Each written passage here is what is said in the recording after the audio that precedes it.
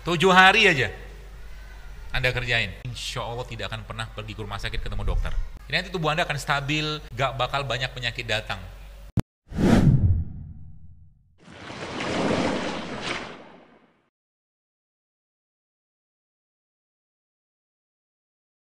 Baik teman sekalian, kalau bicara tentang kesehatan, saya kira mungkin sebagian besar sudah paham lah ya tentang bagaimana kesehatan. Cuman yang jadi masalah adalah banyak orang belum ngerti apa yang harus kita makan, atau makan yang dimakan dia justru malah bikin masalah ke dalam badannya.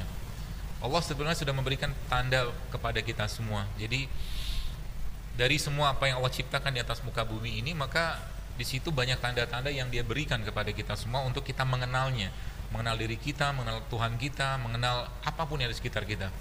Semakin banyak kita mengenal hal tersebut, maka insya Allah akan semakin gampang kita merasakan, atau semakin mudah kita merasakan betapa dekatnya rahman Allah Subhanahu wa taala kepada kita semua. Termasuk dalam sisi pengobatan. Islam sebenarnya sudah banyak mengatur itu semua. Ya, jadi kondisinya memang adalah ada 800 lebih mungkin ayat-ayat kauniyah, ayat-ayat yang berhubungan dengan tanda-tanda kebesaran Allah ini yang tidak terbahas atau tidak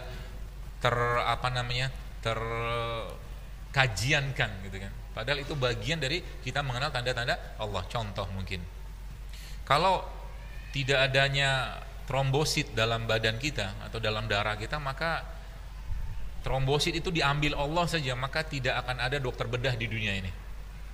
Ya, kalau trombosit itu Allah ambil, trombosit itu kan zat pembeku darah ya, maka nggak ada dokter bedah. Ya. Allah Subhanahu wa taala sampaikan dalam Al-Qur'an, walaqad khalaqnal insana fi ahsani taqwim. Jadi manusia itu sangat sempurna.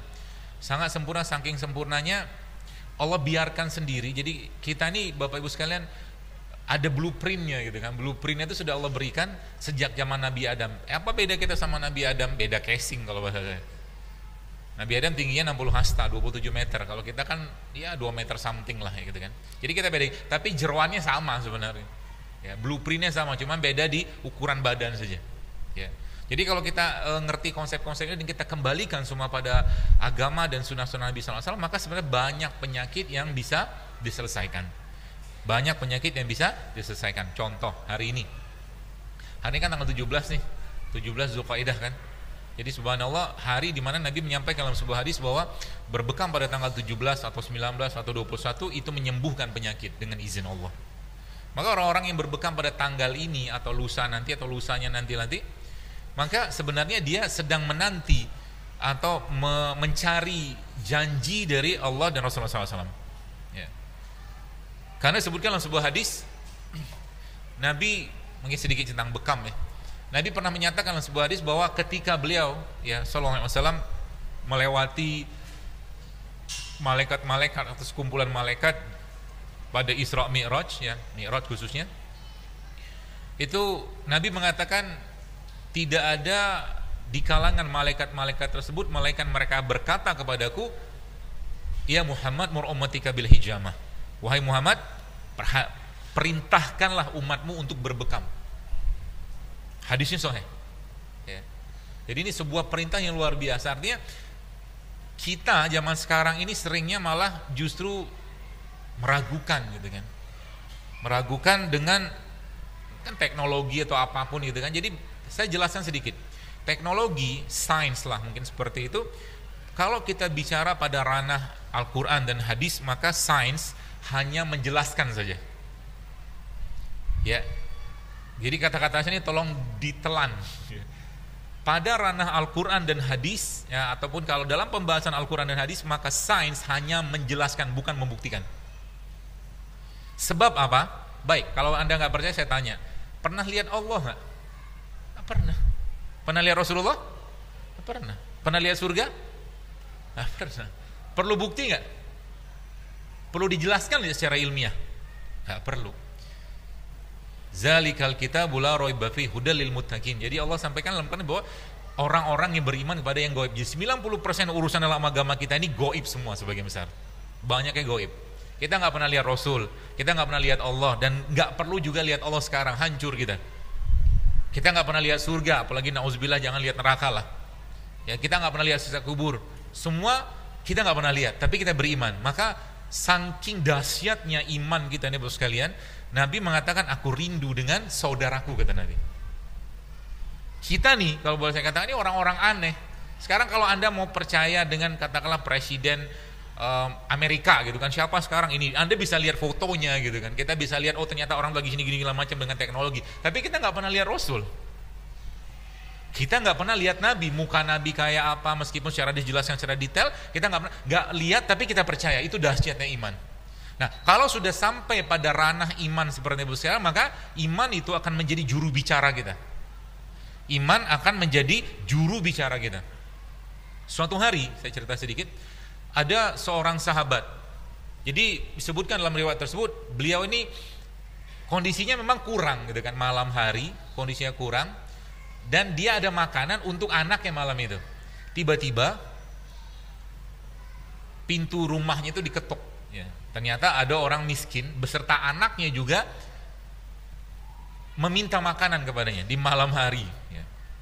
Terus apa dia katakan? Karena orang soleh, dia bilang ini ada orang yang jauh lebih susah dari kita, jauh lebih butuh dari kita. Akhirnya sama istrinya, bagaimana kalau makanan kita ini kita kasih saja ke dia? Istrinya sih nggak bisa ngomong apa-apa, ini perintah pimpinan keluarga gitu kan. Silahkan dia bilang. Tapi nggak bisa kasih satu juga, harus kasih semua karena si fakir miskin itu juga bawa anak gitu kan. Ceritanya begitu.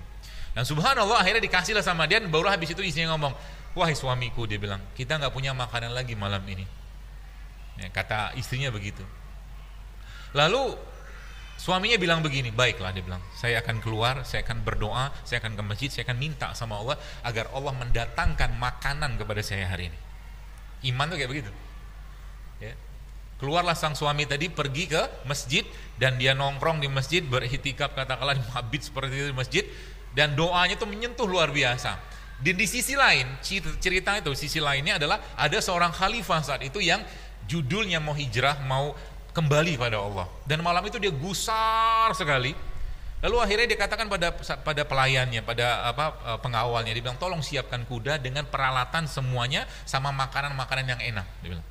Kata si khalifah tadi, baiklah, kata, akhirnya disiapkan semua, dan biarkan kuda itu berjalan sesuai kehendak Tuhannya, kata si raja khalifah tadi. Dan subhanallah, kuasa Allah, akhirnya kuda tadi berhenti di masjid tempat si sahabat tadi. Dengarlah oleh si khalifah tadi, doa yang begitu melas, begitu manja, begitu luar biasa dari si sahabat tadi gitu. Dia dengar, akhirnya disamperin sama dia. Dia bilang begini, dia dia ngasih tahu dia khalifah gini, saya bawa makanan untuk Anda. Alhamdulillah, dia bilang. Akhirnya ambillah makanan tadi. Singkat cerita dikasih makanan tadi, dan orang itu dengan keyakinan kayak begitu kan, bisa kayak begitu. Dan akhirnya yang menjadi cerita uniknya itu justru malah bukan di situnya. Apa menjadi cerita uniknya Bapak sekalian? Menjadi cerita uniknya adalah ketika khalifah tadi bilang sama si sahabat tadi, dia bilang gini, nanti dia bilang kalau seandainya engkau butuh apa-apa lagi, langsung saja hubungi saya, dia bilang. Kata khalifahnya begitu. Apa yang dikatakan oleh sahabat tadi? Baik, dia bilang terima kasih, tapi saya tidak akan menghubungi engkau. Kalau saya butuh sesuatu, saya akan menghubungi Tuhanmu dan Tuhan saya. Ini kan jawaban luar biasa ya.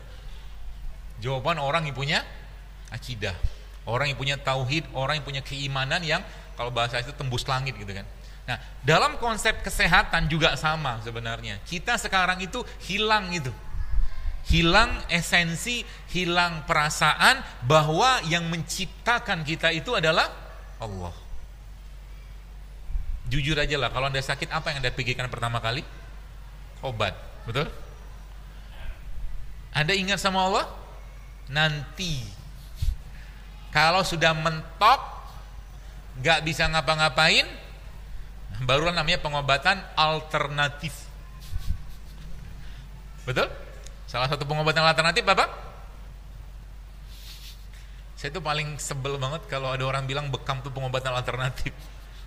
Anda tahu kenapa? Karena Bukhari, dalam Bukhari Muslim, kitab Bukhari Muslim, Nabi katakan, Inna afdolama tadawaitum bihi al-hijamah, kata Rasulullah. Sesungguhnya pengobatan yang paling utama itu berbekam. Ya. Kata Nabi begitu. Jadi kalau ada orang bilang pengobatan alternatif, Alternatif itu kan udah nggak ada pilihan lain, udah mau mati baru datang gitu kan. Biasa kan begitu pemahamannya orang kan.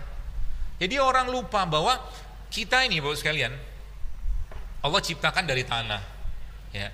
Allah ciptakan dari tanah. Maka sebagaimana mobil ya, mobil mungkin mobil Toyota atau mobil Suzuki seperti itu, ketika mobil itu dibuat maka otomatis ada spare partnya. Ada spare partnya kan gitu kan. Ada suku cadang lah gitu seperti itu. Nah, spare part inilah digunakan pemilik mobil atau dealer untuk menjalankan peran mobil tadi gitu kan. Rodanya lah, apa radiator, karburator gitu-gitu seperti itu. Nah, manusia juga sama. Allah menciptakan apa? Ada mata. Allah menciptakan ada ginjal. Allah menciptakan ada jantung. Allah menciptakan ada lagi rambut, ada kulit, ada segala macam. Dan di situ Allah menunjukkan tanda-tanda kebesarannya. Zaman dulu, ya. Zaman dulu kan nggak ada teknologi kayak sekarang. Jadi orang sekarang bisa teliti apa tuh namanya lihat misalkan apa tuh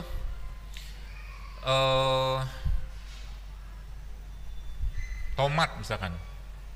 Jadi tomat itu kan sains menjelaskan bahwa tomat itu mengandung likopen, ada anti kanker, ada buat jantung segala macam. Tapi kalau Anda melihat tomat, jadi saya nyebut itu God's pharmacy gitu kan. Farmasinya Tuhan. Obat-obatnya Tuhan, ya obat-obatnya Allah. Di situ Allah menunjukkan kepada kita semua, Bapak sekalian, tanda-tanda yang kalau kita pakai tanda-tanda tadi itu sebenarnya memang begitulah harusnya. Jadi manusia, orang beriman, seorang mukmin itu melihat sesuatu itu bukan dengan kacamata atau bukan dengan mata kepala, dia melihatnya dengan mata hati sebenarnya. Untuk mendapatkan titik ini Bapak sekalian, maka dia harus menjaga hati itu. Sebabnya Nabi katakan apa sehatnya seorang mukmin itu bermula dari sehatnya hati. Sehatnya seorang mukmin bermula dari sehatnya kolbunya. Pertanyaannya, kolbu kita bermasalah nggak zaman sekarang? Masalah nggak? Taunya dari mana? Gampang. Kalau lagi lampu merah, baru saja hijau kita ngapain? Klakson kan? Klakson itu tanda apa? Tergesa-gesa. Kan penyakit itu kan? Jadi banyak masalah kita justru malah masalahnya ada di kolbunya.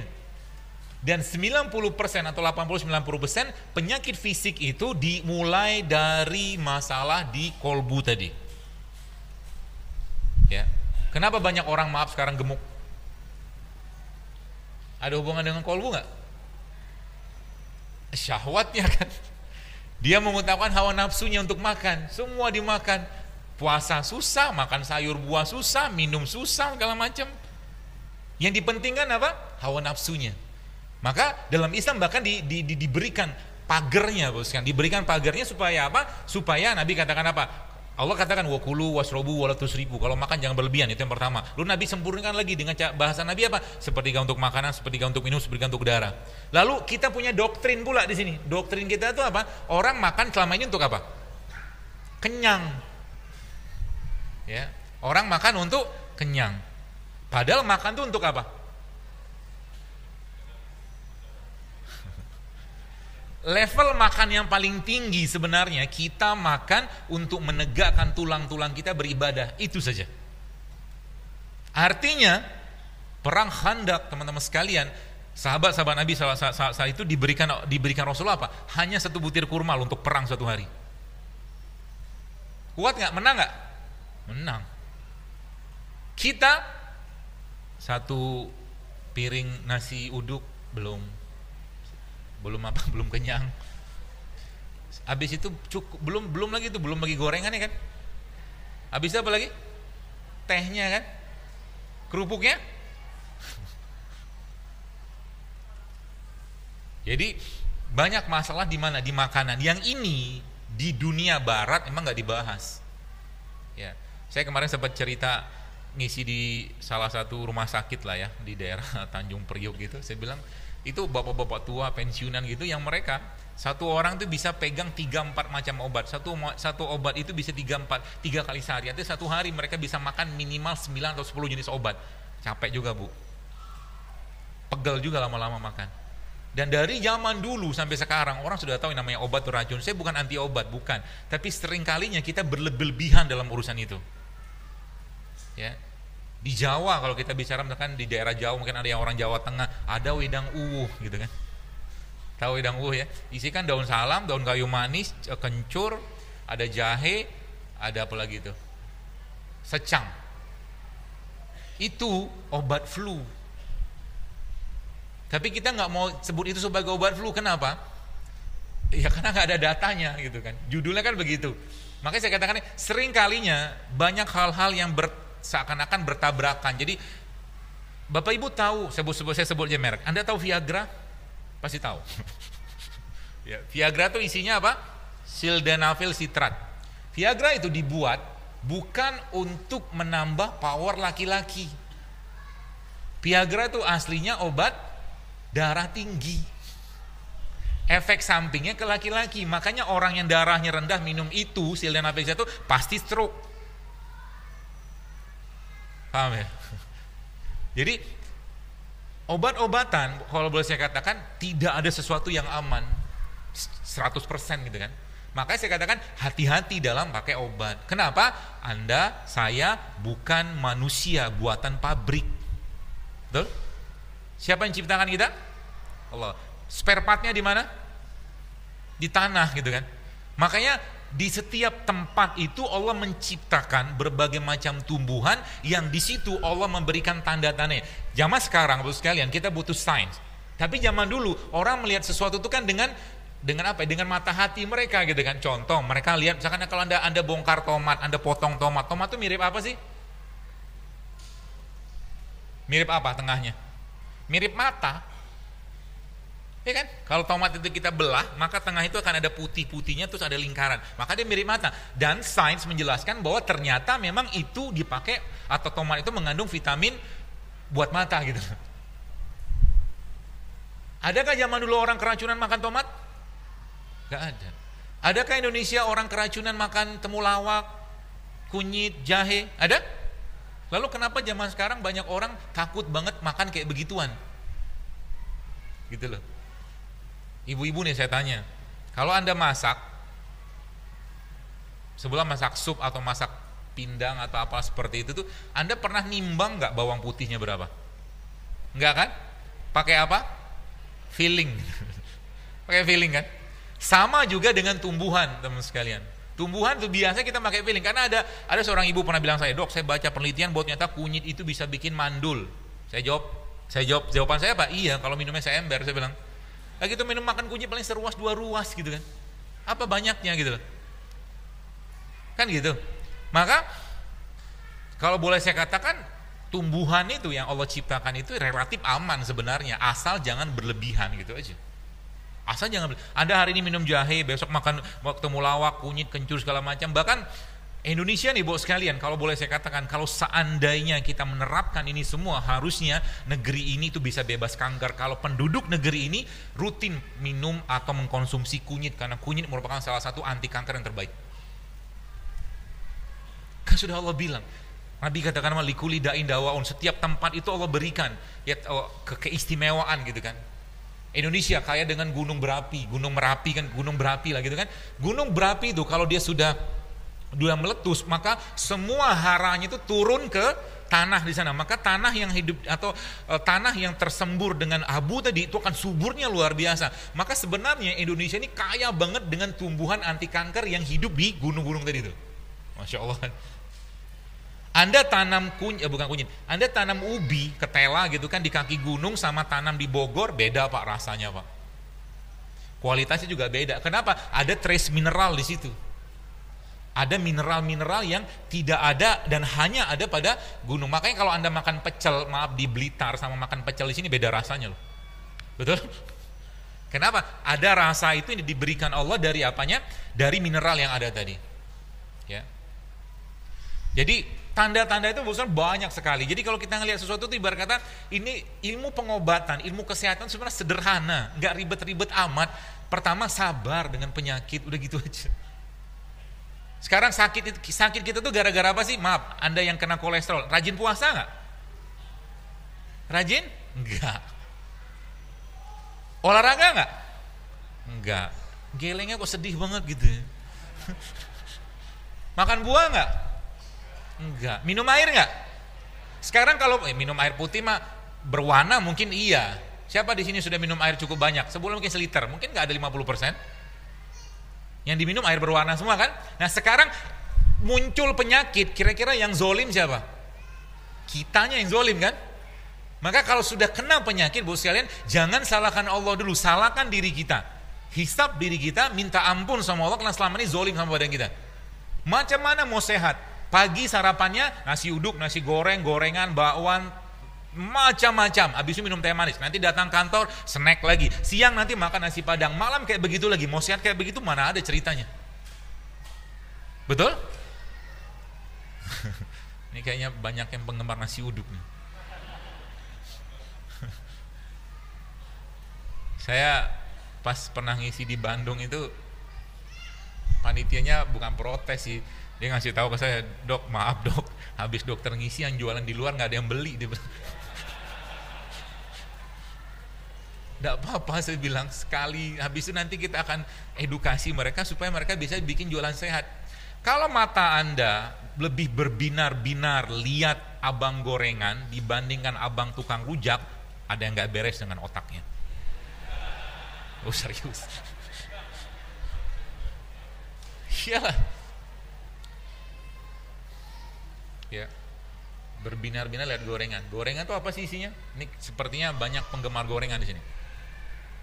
Baik, saya cerita dulu biar Anda lebih aware ya. Ini kan kajian pertama di sini. Usus kita tuh intak begini. Intak tuh dia rapat gitu kan. Semua makanan yang masuk pasti diolah di sana. Tapi ada makanan-makanan yang membuat usus yang intak atau ketat tadi itu akhirnya renggang. Kalau dia sudah renggang, maka isi perut akan masuk atau sebagian ngalir ke dalam darah. Penyakit ini atau kondisi ini namanya usus bocor kalau bahasa kita, atau bahasa kerennya leaky gut. Kalau udah leaky gut kayak begini, maka cikal bakal autoimun di situ. Rematik, lupus, penyakit jantung yang sifatnya autoimun seperti itu akan muncul semua di situ. Siapa penyebab paling utamanya? Banyak banget ya. Obat-obatan mah jelas ya. Kalau teman-teman lihat, browsing aja lah, cari informasi itu. Ya, obat-obatan mah jelas banyak yang memicu itu. Makanan lebih banyak lagi. Ya, terutama makanan-makanan yang membuat ususnya bermasalah. Contohnya apa? Tepung misalkan. Ya, udah tepung digoreng, terus dikasih apa lagi? Sayurnya pun digoreng, terus yang dimakan apa? Kenapa banyak orang habis makan ngantuk? Kenapa? Banyak gak orang habis makan ngantuk sekarang? Banyak. Karena ketika orang itu habis makan ngantuk, sebenarnya badannya nggak bisa ngolah makanan yang masuk. Kalau badannya nggak bisa ngolah, maka dia minta tidur. Tidur itu fungsinya apa? Fungsinya untuk mengistirahatkan sistem, hormon, enzim, semua diistirahatkan dulu untuk membuat yang baru. Akan beda cerita ketika Anda makan nasi yang banyak minyaknya, atau mungkin sebulan mungkin nasi padang gitu kan. Akan beda ceritanya mood Anda dan fisik Anda dengan Anda makan rujak, betul kan? Beda nggak? Beda, karena si rujak tadi atau buah tadi masih banyak enzimnya, sedangkan yang satunya sudah banyak terkuras enzimnya, begitu Bapak sekalian. Jadi kata kunci pertama mulai sekarang ya, kalau Anda yang masih suka makan yang berminyak, banyak tepung, banyak gula pasir segala macam, saran saya Anda harus meningkatkan asupan buah dan sayurnya 2-3 kali lipat daripada makanan tadi. Kalau mau ya. Susah nggak? Susah. Tapi jauh lebih susah kalau sudah terbaring di rumah sakit. Betul? Kayaknya susah ya. Dan nanti kalau kita mempelajari bagaimana Rasulullah SAW mengajarkan kepada kita semua, makanya sebenarnya hidup sehat itu gampang sekali, mudah banget, sangat mudah. Kita ikutin bagaimana polanya Nabi. Ya, salah satu yang saya akan ajarkan ini supaya Bapak Ibu bisa terapkan, ya, bisa terapkan sehingga nanti kalau ini dikerjakan, insya Allah banyak penyakit bisa hilang. Kalau Anda punya sebulan mungkin saya mengistilahkan gini, singa. Saya punya singa. Singa saya ini biasanya, ini contoh aja. Singa saya itu biasa satu hari kita kasih makan 10 kilo daging misalkan. Oke, 10 kilo daging. Lalu singa tadi kemudian saya kurangi makanannya, hanya saya kasih 1 atau 2 kilo, ya. Lalu singa tadi, Bapak sekalian, dilepas di kerumunan orang. Kira-kira gimana apa yang terjadi? Bisa dipastikan singanya makan orang kan? Mengkonsumsi segala kebutuhan. Nah, tubuh kita itu sekarang justru malah lebih banyak kondisinya seperti singa yang makan 10 kilo.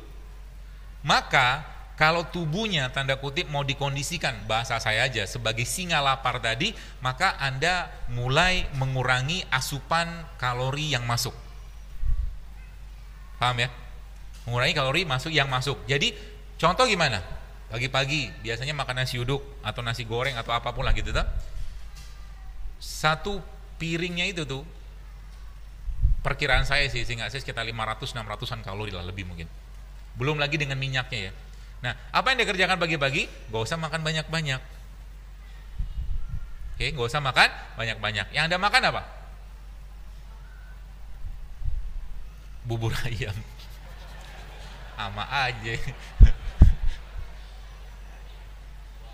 Kan saya bilang, bahasa Inggrisnya sarapan itu apa? Breakfast. Fastnya di break.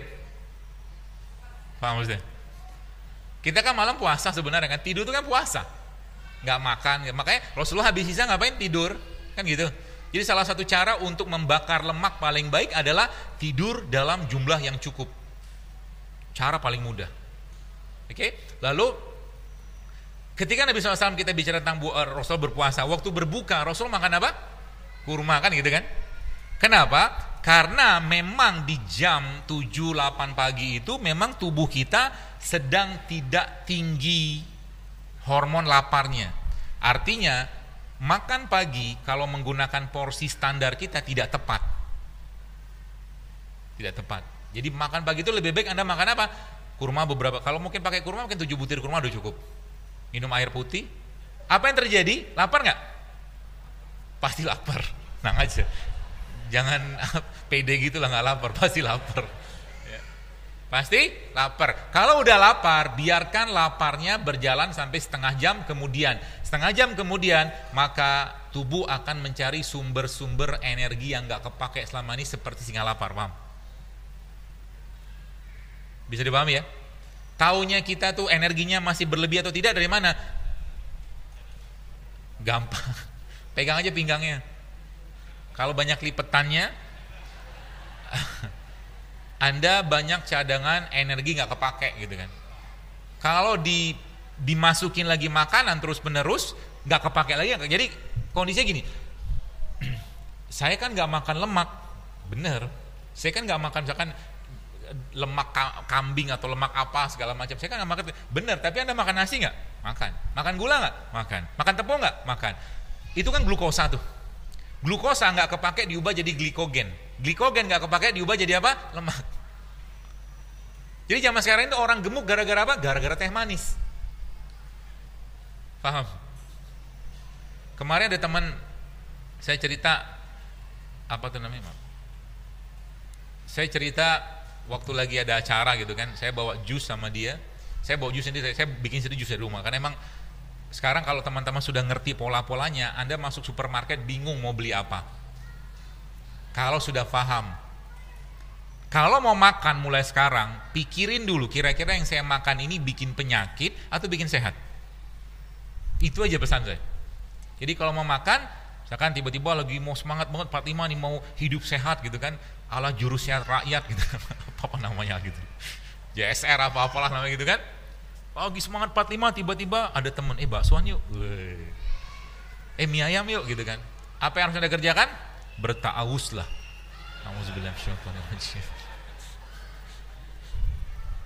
Tidak gampang, serius. Apalagi Anda ketemu dengan orang-orang yang memang udah biasa hidup kayak begitu gitu kan. Jadi itu salah satu caranya. Jadi biasakan mulai sekarang. Ini tip paling sederhana dan Nabi pun juga seperti. Maka Nabi kita SAW, beliau itu Bapak sekalian lebih seringnya berpuasa atau lebih sering lapar daripada makannya. Maka salah satu sebab lemahnya iman adalah banyak makan. Kalau kita boleh jujur zaman sekarang, penyakit-penyakit yang ada zaman sekarang muncul gara-gara apa? banyak makan. Selesai kajian. Kan gitu kan. Ya, jadi kebanyakan makan. Nah, pertanyaannya, bisakah kita mengendalikan itu? Kalau Anda bisa mengendalikan, you're the best gitu kan. Dan tubuh kita itu biasanya jadi gini lah. Jangan heboh-hebohan. Jadi teman saya itu akhirnya dia bawa macam-macam, dia bawa makanan segala macam gitu kan, terus dia bawa jus, saya bilang, "Dia apa silakan. Dok, ini kan halal, tafadhol." Saya bilang, "Silakan." Dia bilang. Kata saya begitu. "Antum enggak makan?" "Enggak." Saya bilang, "Saya punya yang lain." Saya bilang, "Saya punya kismis sama kurma." Saya bilang, "Saya makan itu." "Jusnya?" "Enggak." Saya bilang. "Udah tahu belum itu jusnya berapa gula pasirnya masuk situ?" Saya bilang. Kan gitu. Apalagi minuman-minuman kemasan itu, teman-teman pernah lihat nggak di kandungan nutrisinya berapa kalori yang Anda masukin? Itu kalori baru, belum cerita tentang bahan aditif yang lain gitu loh. Itu yang kita makan tiap hari kan. Ya, kebanyakan orang. Jadi masuk supermarket yang dibeli ya minimarket gitu kan, yang dibeli makanan-makanan, minuman-minuman yang ada aditif, sintetik, semua yang begitu-begitu aja. Ya. Dan itu saya bilang sama dia, "Ya, hak antum." Dia bilang, saya bilang, "Hak. Silakan aja kalau makan." "Kalau saya enggak," saya bilang, "saya enggak mau. Saya punya sikap sendiri gitu kan." Kenapa? Banyak orang enggak tahu ya, atau belum tahu.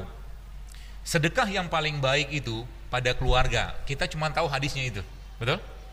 Tapi ada hadis lain yang menyatakan bahwa Rasul menyatakan bahwa salah satu sedekah yang baik juga yang kita kerjakan adalah bersedekah pada diri kita sendiri.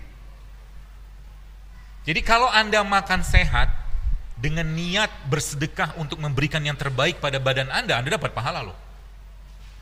Ya, di sini misalkan ada sebelah mungkin sosis, nuggets, segala macam makanan nggak sehat, kan? Di sini ada buah. Lalu Anda niatkan makan buah ini sebagai bentuk sedekah pada diri Anda, maka Anda dapat pahala. Supaya apa? Supaya kita bisa beribadah lebih baik, Bu sekalian. Allah menciptakan kita sebagai apa? Khalifah, sebagai Abdullah. Khalifah Abdullah itu nggak mungkin sakit-sakitan. Ya. Dan mulailah sekarang berperilaku seperti perilakunya penghuni surga. Makannya segala macam, kalau ada di bumi makan. Di surga saya yakin tidak ada cireng, cilok, seblak, itu nggak ada. Nggak ada di sana. Adanya bahkan coba baca dalam Al-Quran, dalam hadis Nabi kan, buah gitu kan, kurma, khamar yang tidak memabukkan, susu yang sehat, gitu-gitulah. Ya, masuk surga tiba-tiba bilang sama malaikat gitu kan, "Saya pengen sirup es cendol." Nggak ada di sini. Ya. Adanya madu gitu kan, adanya susu gitu-gitu. Ya. Maka di surga, Bapak Ibu tahu nggak, di surga itu kan kita nggak ada urin loh, kita nggak ada air kencing, betul? Kemudian apa lagi? Jadi kalau kita mentelaah surga tuh tanda kutip masuk akal dalam kalau kita bahas secara ilmiahnya gitu ya. Orang di surga ketika mereka makan yang minuman segala macam tadi itu yang jadi semuanya terserap dengan sempurna, kata Allah, kata Rasulullah. Dan kalaulah ada yang mau dikeluarkan, kata Allah, kata Rasulullah, itu akan berupa keringatnya itu pun wangi, baunya kasturi gitu. Jadi kita nggak ada feses, nggak ada BAB, nggak ada kencing, nggak ada ludah, ya, semuanya baik. Sekarang Bapak Ibu pernah nyium bayi nggak? Wangi nggak? Bayi itu minumnya, makannya apa? ASI kan? Ya, ASI itu salah satu makanan terbaik. Makanya bayi ya, misalkan yang 0 sampai 2 tahun gitu ya, mereka bau mulutnya wangi, badannya wangi, terserap dengan baik. Bahkan fesesnya pun kadang-kadang ibunya pun demen gitu loh.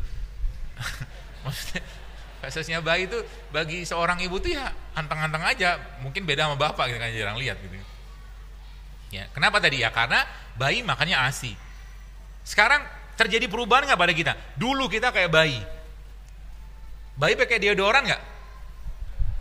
Enggak. Sekarang kita pakai deodoran. Bukan kita sih, Anda. Saya sih nggak pakai. Kenapa pakai deodoran? Baunya kenapa? Kau sudah saya bilang tadi kan, karena makannya asam. Nasinya asam, gula asam, tepung asam, minyak asam, susunya asam, bau. Maka saya perhatikan teman-teman yang ya share ke saya gitu, dan sempat saya baca gitu, mereka bilang ternyata setelah mereka kembali ke sayuran, kembali ke buah, kembali minum air, bau badannya hilang. Bau badannya hilang. Karena bau badan itu salah satu tanda tubuhnya sudah terintoxikasi, sudah keracunan, tanda kutip, dengan makanan. Kenapa? Karena makanannya tidak sehat. Ya. Terus apa harus dikerjakan? Ada satu quote yang Bapak Ibu harus pahami, dan ini kalau Anda kerjakan maka insya Allah akan baik sekali. Ya. Tapi dikerjakan. Apa kalimat itu bunyi gini? Kalau Anda ingin atau mengobati diri Anda atau ingin punya kesehatan lebih baik, maka Anda harus menghentikan dulu atau nyetop dulu yang bikin sakit tadi. Nah, yang bikin sakit, bukan bikin sakit ya, bikin masalah gitu kan. Kalau dikonsumsi terus menerus. Sudah saya jelaskan berkali-kali gitu, coba challenge yourself, coba tantang diri Anda. Tantangnya gimana? Saya kasih tantangan, mau terima nggak? Mau? Lemes banget. Mau apa enggak? Nah gitu dong. Tapi Allah saksinya ya. Kerjain ya. Siap? 7 hari aja Anda kerjain. Boleh? Siap? Untuk apa? Enggak, bukan untuk sehat. Untuk bersyukur dengan Allah gitu loh. Sehat mah, sering saya bilang, sehat itu hanyalah buah dari ketaatan. Kalau orang taat sama Allah pasti sehat. Orang yang rajin tahajud, rajin duha, rajin sodako, rajin kebaikan, mana mungkin dia kena penyakit berat? Orang yang sibuk dengan zikir, mana mungkin kena penyakit jantung? Kan gitu. Logikanya begitu ya, secara normal. Meskipun dengan atau tanpa hidup sehat, secara takdir tetap akan ada peluang penyakit. Tapi ikhtiar yang kita kerjakan, Bapak sekalian, bisa menghindarkan kita dari satu takdir ke takdir yang lain gitu loh. Ya kan begitu. Ya, makanya kita harus ngerti dulu. Jadi kita harus komitmen dulu. Ya, komitmen pertama, selama 7 hari ke depan, agak was-was ya ngomong. Ya, coba Bapak Ibu makan nasi 3 sendok makan sehari. Ini sih masih mending, biasa saya suruh stop sih. Nasinya hanya 3 sendok makan. Pagi 1, siang 1, malam 1 kalau makan malam. Gak usah sekalian kan? Nah, mendingan gitu. Siap gak? Kalau nggak siap, saya nggak usah saya lanjutin. Itu yang pertama. Tapi terserah sih. Tapi banyak teman-teman yang kemarin saya ditelepon seorang ustadz, guru saya juga, dia bilang, dia bilang, Hana jazakallah khair nih sama antum. Kenapa Ustadz? Ini istri-istri Hana, istrinya banyak. Istri-istri Hana ini sekarang sudah mulai ngurangi makan nasi, dia bilang. Alhamdulillah. Jadi uang bulanan mereka bisa Hana kurangi. Dia bilang. Jadi mereka semua mengikut mazhabnya antum. Nyata waktu saya ke rumah mertua beliau juga bener gitu kan. Itu semua bikin impusan, air impusan gitu kan, dia bilang tuh. Saya lihat di kulkasnya ternyata bener. Ya, tapi ala kulihal baik gitu kan bagi kesehatan. Itu yang pertama, kurangi makan nasi. Ya. Siap? Saya sih nggak baper ya, serius saya nggak baper. Anda mau kerjakan, mau enggak badan-badan Anda ini, kan gitu. Tapi sekarang saya tanya, yang hidupnya sekarang 30 tahun, 40 tahun, saya tanya, berapa tahun atau berapa bulan atau berapa minggu atau berapa hari Anda pernah hidup sehat? Coba. Jujur aja lah. Hampir-hampir nggak pernah kan? Terus kapan mau hidup sehat? Sebagai bentuk rasa syukur kita kepada badan yang luar biasa sempurna ini, Bapak sekalian. Itu yang pertama. Yang kedua, semua jenis produk yang menggunakan tepung mulai tertunduk lesu. Produk yang menggunakan tepung. Yang ketiga, semua produk yang menggunakan minyak goreng. Sudah mulai tarik nafas? Gak apa-apa, kita agak sedikit radikal gitu kan. Sudah selesai? Belum. Itu yang ketiga. Yang keempat, semua produk yang menggunakan gula pasir. Sudah berapa? 4. Jadi kira-kira nasi goreng Masih mau dimakan? Kalau Anda komitmen, biasanya sih enggak. Apalagi kalau Anda sudah mulai membiasakan lebih banyak laparnya daripada kenyangnya. Karena kita makan bukan untuk kenyang. Kita makan untuk mendapatkan gizinya untuk bisa beribadah kepada Allah. Sehingga nanti apa? Makanan yang seorang muslim usus seorang mumin, kata Rasulullah SAW, itu satu makanan dia bisa untuk 7 usus gitu loh bahasa hadisnya. Ada berkah di makanan. Sehingga makan tuh nggak perlu banyak-banyak sampai nanti Anda sampai pada satu titik di mana apa? Di mana Bapak Ibu sekalian lebih mementingkan saya sudah ngaji belum, saya sudah sholat belum, saya sudah doa belum, saya sudah sodako belum daripada makanan. Kalau sampai pada titik itu, Anda sudah bisa memenangkan nafsu Anda. Udah nggak mikir kira-kira hari ini makan apa yang Anda makan secukupnya. Kalau sekarang kan baru saja asin sedikit ngomel, pedas sedikit ngomel. Jadi makan tuh menjadi sesuatu yang luar biasa harus dibahas. Zaman dulu mau makan orang tua mah sederhana. Pagi-pagi mereka makan ubi rebus, singkong rebus, kacang rebus, wedangnya teh tawar, kadang-kadang pakai jahe, selesai. Nggak ada penyakit zaman dulu. Zaman sekarang udah beda cerita. Sarapan udah beda. Jadi orang-orang zaman dulu mengajarkan kepada kita kearifan budaya kita, Bu sekalian. Ya. Dan itu kita bisa contoh zaman sekarang. Ya. Dan Rasulullah atau Al-Quran memberikan banyak sekali pedoman kepada kita semua. Kalau Anda mengerjakan ini saja, ya, saya berulang-ulang saya sampaikan, puasa Senin Kamis, puasa Ayyamul Bid 13, 14, 15, berbekam setiap bulan rutin, 19 hari yang lain Anda menjaga makanan, maka jangan khawatir, Anda tidak akan, insya Allah tidak akan pernah pergi ke rumah sakit ketemu dokter. Kenapa?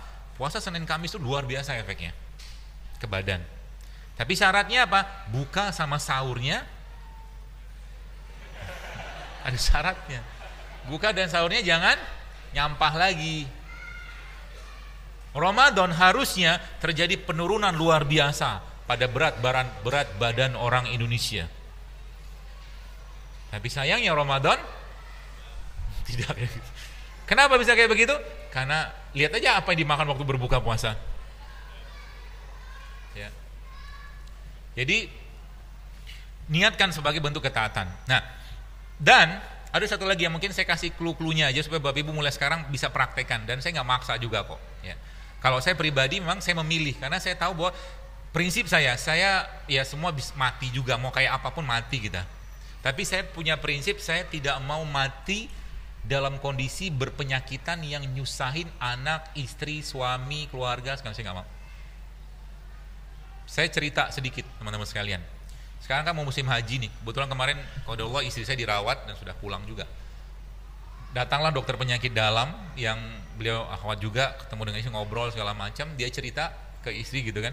Dia cerita banyak banget calon jemaah haji itu yang dia gagalkan berangkat gara-gara gagal ginjal. Silakan Anda nyampah mulai sekarang, tapi kalau Anda daftar haji 20 tahun lagi dengan kondisi makan kayak sekarang, mungkin bisa jadi nggak berangkat. Sayangnya luar biasa kan? Ngantri 15 tahun, 20 tahun, gara-gara nggak mau ngatur isi piring. Gitu loh. Sayang banget.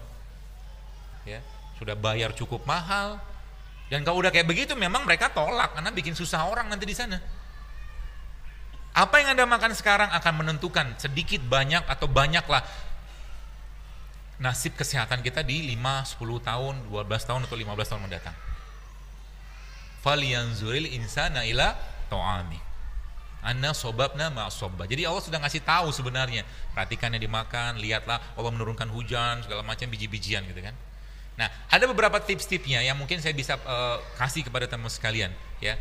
Yang pertama tadi, mulailah untuk membiasakan jangan sering makan. Biasakan tubuhnya untuk lebih banyak laparnya. Ya, biasakan tubuh lebih banyak. Sekali makan berkualitas tapi tidak banyak juga. Cukup. Nanti tubuhnya akan menjadi tanda kutip singa lapar tadi. Dia akan membersihkan yang tidak penting dalam badan, dia akan membuang radikal bebas, dia akan membongkar lemak segala macam. Jadi berat badan itu hanya sebuah efek samping saja sebenarnya. Ya. Yang kurus apakah sehat? Belum tentu juga. Orang yang kurus belum tentu sehat juga, ya, karena indikatornya adalah vitalitas. Ada orang gemuk nggak fit, ada orang kurus nggak fit juga, sama. Kita yang tahu badan kita. Kapan harus makan, kapan harus puasa, kapan harus berhenti, kita yang mengendalikan. Ya. Dan kalau Anda, siapa di sini yang suka durian? Suka semua kali. Gak usah ditunjuk juga saya tahu muka-muka durian kayak begini. Nanti kalau makan durian, cobalah makan duriannya 1 biji aja. Buat apa fungsinya? Sebenarnya bukan masalah jumlahnya, tapi kemampuan kita menahan nafsu. Gitu loh. Nasi juga sama. Pengen makan nasi, coba kurangi. Kita udah tahu nih, ini bisa jadi masalah gitu kan. Kalau makan berlebihan, maka kendalikan nafsunya. Nafsunya dikendalikan. Ya, seperti itu. Itu yang pertama. Lalu yang kedua, Pak, saya kasih tips. Jadi mulai sekarang biasakan untuk tidak terlalu banyak makan. Lebih sering kita untuk menahan. Jadi lapar tuh Bu sekalian tenang saja. Dia hanya berjalan setengah jam saja. Habis setengah jam, maka insya Allah dia akan kembali normal. Tubuh akan mencari sumber-sumber energi yang yang tidak terpakai. Ya, tubuh akan mencari sumber-sumber energi yang tidak terpakai. Itu yang pertama. Lalu yang kedua, Indonesia kaya dengan rimpang-rimpangan. Indonesia kaya dengan rimpang-rimpangan. Ada jahe, ada kencur, ada macam-macam, ada temulawak gitu, rimpang-rimpangan. Yang rimpang tuh akarnya ada di tanah gitu kan, seperti itu. Buahnya ada di tanah, itu rimpang namanya. Maka itu jadikan sebagai minuman harian Anda. Mulai sekarang. Jadi gak usah ribet-ribet. Misalkan Anda punya kunyit itu Anda potong. Anda ambil kunyit segini, satu potong atau satu seperti inilah, satu slice begini, kupas mungkin, potong-potong kecil, masukkan ke dalam air, ya. Tunggu 6 jam, nanti 6 jam kemudian Anda minum air tadi. Maka air kunyit tadi, rendaman kunyit tadi akan banyak sekali manfaat ke badan. Dia bisa berperan sebagai untuk menurunkan kolesterol, asam urat, macam-macam, sampai anti kanker pun bisa. Sesederhana itu gitu kan. Cuman kenapa kita belum mau melakukan? Karena belum jadi kebiasaan. Belum jadi kebiasaan. Kalau sudah jadi kebiasaan, apa yang terjadi Bos sekalian? Ya kita justru malah senang dengan hal seperti itu. Ya. Itu saya katakan tadi, kalau kita sudah mulai membiasakan hidup sehat, maka saya kadang-kadang bukan kebablasan sih, bukan cheating, kadang-kadang khilaf juga. Tiba-tiba kemakan gula pasir gitu kan. Biasanya tubuh saya langsung ngomel. Entah lemes lah, entah apalah, segalanya dia ngomong tuh. Nah, aspirasi begini nih yang kadang-kadang banyak orang sering lupa. Dia jarang mendengarkan bahasa tubuhnya. Ya. Kalau bahasa tubuh ini kita sering sering dengar, ya, maka sebenarnya kita nggak perlu banyak obat, ya. Dan kata kuncinya, ya, tadi saya katakan ada rimpang, kemudian kata kunci yang kedua adalah rempah, ya, rimpang dan rempah. Rimpang dan rempah ini obat banyak hal di sana, ya. Artinya pagi-pagi lebih saya sarankan Anda, daripada Anda minum teh manis, Anda bisa minum teh ketumbar. Ambil, masukin air panas, itu jauh lebih sehat untuk jantung, pembuluh darah kita daripada Anda minum teh manis pagi-pagi. Terus minum apa lagi? Serai juga bisa, Anda ambil air panas, dispenser atau mungkin dari kompor, masukin serai, itu bisa bermanfaat ke banyak hal sebagai steroid seperti itu. Ya. Jadi itu farmasi kita tuh di situ sebenarnya. Ya. Dan kalau seandainya ada informasi atau hadis-hadis Nabi SAW yang disampaikan di situ ada kebaikan, maka ambil keutamaannya. Contoh, Nabi menyebutkan rumah yang di dalamnya ada kurma, maka rumah tadi tidak akan kelaparan. Maka usahakan setiap hari di rumah kita ada kurma. Usahakan makan kurma, ambil berkahnya. Gitu. Jadi jangan hanya Ramadan doang. Kita bisa beli gorengan, kenapa nggak bisa beli kurma? Betul?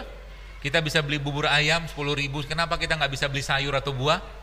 Sehingga nanti ke depannya isi kulkas Anda kalau sudah benar gitu kan, sudah benar isi kepalanya, maka akan lebih banyak isi kulkasnya buah.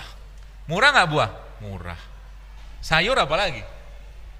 Ya, kita beruntung banget tinggal di Indonesia.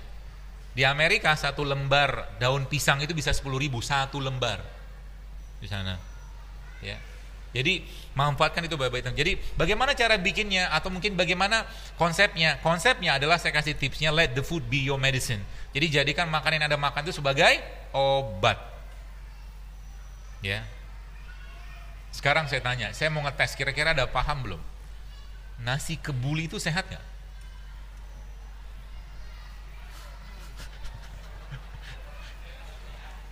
Sehat nggak? Rempahnya sehat, minyaknya, nasinya. Jadi cara banyak kok sebenarnya pilihannya. Ya kan sudah saya bilang, cobalah mulai untuk mengurangi minyak. Jadi antara pisang kukus sama pisang goreng lebih sehat mana? Lalu kenapa makan pisang goreng? Enak kan? Ya sudah.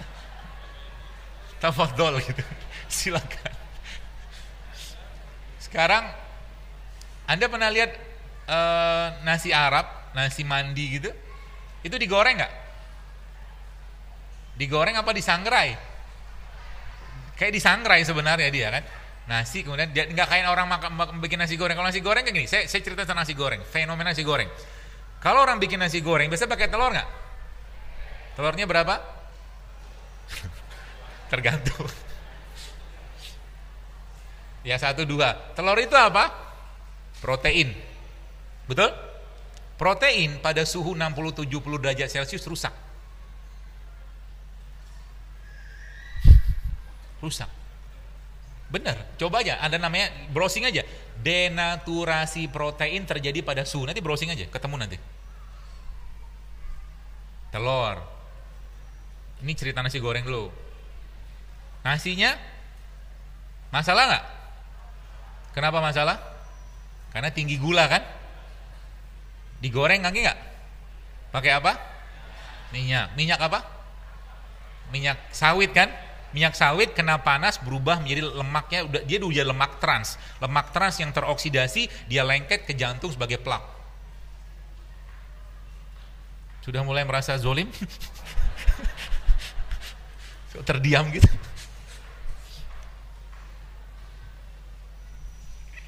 Sudah selesai? Belum. Makan nasi goreng pakai apa? Kerupuk. Isi kerupuk apa? Tepung kan? Ada gizinya nggak? Nggak ada. Udah nggak ada gizinya diapain? Digoreng. Dapat apa? Minyak lagi. Terus apa yang dimakan? Itu yang numpuk jadi lemak di badan. Saben hari makannya kayak begituan. Ya sudahlah, nabung banyak-banyak kalau bahasanya gitu kan. Untuk persiapan kalau sakit. Selesai. Ada teman saya kemarin WA saya, dia bilang, teman lama lah. Dok, dia bilang, yuk ketemuan yuk, dia bilang. Ayo, dia bilang, boleh aja saya bilang. Nanti kita makan nasi goreng kambing, kebun sirih. Dia bilang. Ketemu boleh, tapi makan itu saya nggak mau. Wah, antum mazhabnya sayur buah ya? Iya. Ada mazhab baru sekarang, mazhab sayur buah. Kenapa? Kalau Anda punya usaha kuliner, coba renungkan baik-baik. Makanan yang Anda masak atau Anda jual tadi itu membuat orang lebih sehat, ibadah lebih baik, atau justru bikin orang sakit? Coba bikin baik-baik. Kalau makanan itu membuat orang sakit gara-gara makanan Anda dengan alasan apapun, saran saya sih mendingan diganti. Gitu. Jadi hening begini, hashtagnya tiba-tiba hening gitu.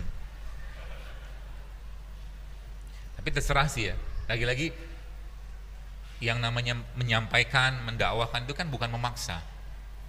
Ya. Dan orang yang jual makanan tidak pernah bertanggung jawab dengan Anda yang memakan tadi. Wong Anda yang beli kok. Sama juga dengan badan Anda. Ya, kalau ada sakit dengan makanan yang sudah jelas-jelas dikasih tahu, kurangi bla bla bla segala macam, sakit juga ya sudah tanggung jawab sama diri sendiri. Toh nanti kita akan ditanya sama Allah, dihisab kan gitu kan. Sudah aku ciptakan ini yang sehat-sehat, kenapa kau makan beginian? Nafsu ya Allah, begitu terus jawabannya. Enak ya Allah, ya sudah. Sampai kapan mau kayak begitu? Sehingga apa? Bangun malam susah, tahajudnya susah, duha segitu-gitu aja, rezekinya nggak bertambah. Kenapa? Sibuk ngurusin badan yang nggak kunjung-kunjung selesai keluhannya.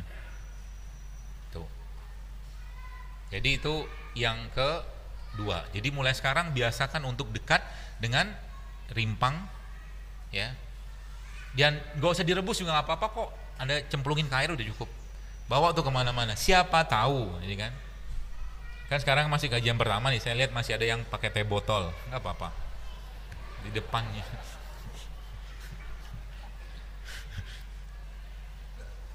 Teh botol. Teh botolnya tulisnya kan zero sugar. Nggak pakai gula kan? Ada pengawetnya nggak? Ada. Nanti tumpahin ke bajunya yang putih. Dilihat nanti berapa lama bisa bertahan di bajunya tadi. Biasanya cukup lama sih. Jangan merasa bersalah gitu lah. Ya. Jadi kita nih Bapak sekalian bicara generasi loh. Ya, kalau kita dengan pola makan kayak begini terus menerus kita kerjakan, maka generasi ke depan nanti kita akan wariskan kepada mereka namanya missing DNA. Gennya rusak. Ya. Jadi penyakit-penyakit kongenital gen yang sifatnya gara-gara ibu bapaknya nyampah itu akan kita dapatkan dalam beberapa tahun kemudian. Sayang bagi yang belum nikah kalau masih nyampah sekarang, maka nanti diwariskan ke anaknya nanti kalau punya anak. Justru susah punya anak, Bu sekalian. Ya gara-gara ini semua. Masya Allah kan. Jadi mari kita jaga ya badan kita ini supaya tadi saya katakan tidak terus-menerus terzolimi kalau bahasa saya. Sholat malah. Jadi Anda harus mulai membuat atau mengkondisikan Anda sholat itu jauh lebih nikmat daripada makan. Anda mulai membiasakan atau memaksakan ya membaca Quran itu jauh lebih sehat, bahkan jauh lebih enak daripada minum air kelapa muda. Karena ibadah itu bikin kenikmatan sebenarnya. Dan makanan sebagaimana kalau makanan minuman yang nggak sehat itu sebagaimana alkohol sama drugs ya, obat-obatan narkoba itu dia atau mereka juga bikin candu. Ya, jadi kalau Anda di sini yang ini saya kasih tipsnya. Jadi kalau Anda yang pagi-pagi ngomongnya begini, kalau saya tidak minum kopi pagi-pagi saya pusing, Anda tuh sakau. Karena makanan bisa bikin kecanduan juga sama. Jadi kalau Anda mengatakan kalau pagi-pagi saya tidak minum teh manis, saya begini begitu, Anda sakau. Sakau dengan itu tadi. Artinya apa? Anda dikendalikan oleh pikiran Anda. Pikiran tadi dikendalikan dari perutnya. Jadi perutnya banyak masalah gitu loh, seperti itu. Ya. Jadi itu tips yang kesekian lah gitu kan. Jadi mulai Bapak sekalian, misalkan Anda punya air di rumah, ya coba mulai dicemplung-cemplungin aja lah. Rimpang-rimpangan, rempah-rempahan, karena disitulah obatnya. Jadi sekarang saya tanya, biar Bapak Ibu aware, kira-kira saya tidak menjelek-jelekan apapun tidak, tapi maksud saya biar kita lebih dekat dengan apa yang Allah ciptakan. Lebih aman mana jahe daripada antibiotik? Kenapa jahe? Karena Allah yang ciptakan kan. Gak mungkin Allah menciptakan sesuatu yang atau bisa memberikan mudarat bagi manusia. Kalaupun jadi mudarat kalaupun mudarat dia jadi ujian sebenarnya, nggak boleh berlebihan. Kalau kita harus makan itu. Dalam konteks kita makannya cukup ya, tidak berlebihan, maka tidak akan ada masalah. Ya.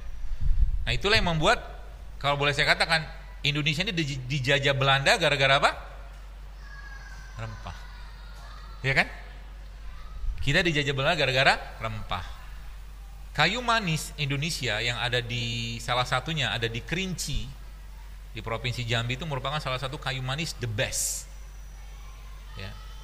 Dan sains atau mungkin ilmu pengetahuan saat ini memang mencari tahu dan menjelaskan bahwa ternyata subhanallahnya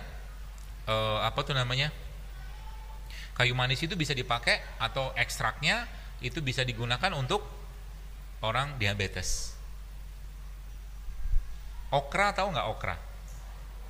Okra itu bisa kalau Anda makan, dia bisa menekan rasa lapar. Okra. Jadi kalau Anda mau bikin infusan pakai okra, bagus tuh. air infus, kasih slice okra gitu, itu bagus ya untuk menekan rasa lapar. Anda mulai sekarang belajar mengendalikan rasa lapar. Karena kata kunci situ. Kalau Anda bisa mengendalikan lapar, Bos sekalian, maka efeknya bagus banget.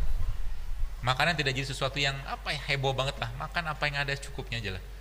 Jadi nanti tubuh Anda akan stabil, vitalitas terus terjaga, ya, tetap fit, gak bakal banyak penyakit datang. Seperti itu.